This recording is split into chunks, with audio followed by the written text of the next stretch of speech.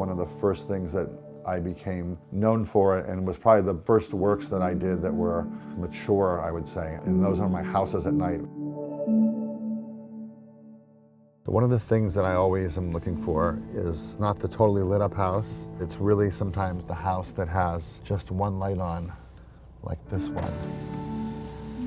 And there's something about that that I find to be much more interesting than a fully occupied place.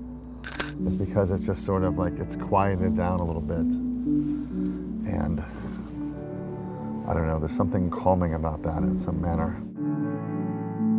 I always gravitate towards some place that really kind of looks like home. Oftentimes, what you're photographing isn't the subject of your photograph. It's just a vehicle to get people to think about the subject that you're interested in. They're really not about houses, they're about people.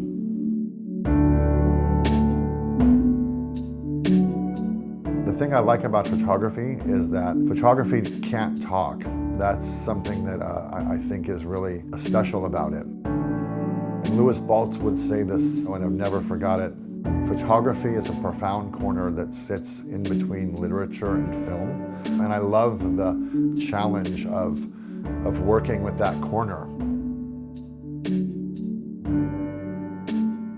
I've never had the urge to make a movie, and I definitely can't write.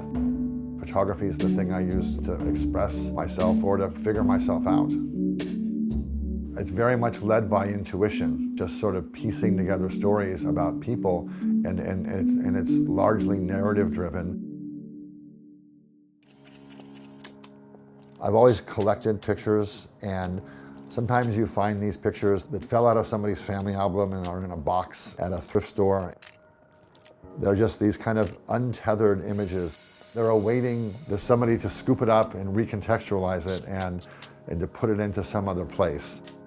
Sometimes I don't find the things I want, so I make them to create something that looks like an amateur took it, like 50 years ago.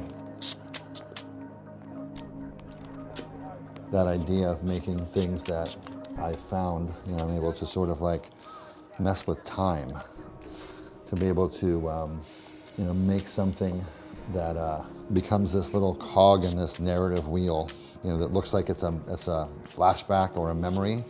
That's something that I'm really very interested in right now. There was one particular day I had made a photograph. I stopped at a stop sign. There was snow on my roof of the car still, and all of it slid down over my windshield. And it made this beautiful, like, wet streaking pattern on there. And I remember, like, noticing immediately how beautiful it was. There's something about shooting through a window with water on it. It absolutely changes the light in the picture. There's clear spots and there are fuzzy spots. And isn't that interesting that it's just like our memory? I'm a portrait photographer, I'm a night photographer, I'm a landscape photographer, I collect found photographs. And the reason that I do all these different things is that they're all components that I'm able to pull together and use as storytelling elements to basically make these paper movies. Every book that I've ever done, I've sequenced the order of the pictures because that's what makes my work what my work is.